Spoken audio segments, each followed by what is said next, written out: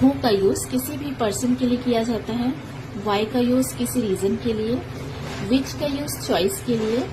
where का use place के लिए, व्हेन का यूज टाइम के लिए,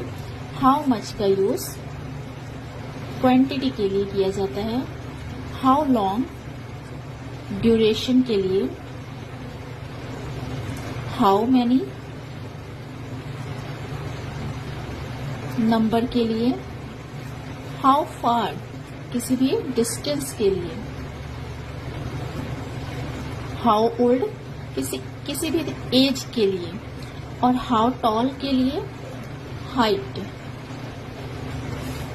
हाउ फास्ट का स्पीड के लिए यूज होता है, हाउ लेट के लिए होता है टाइम, व्हाट का यूज होता है जब ऑब्जेक्ट हो या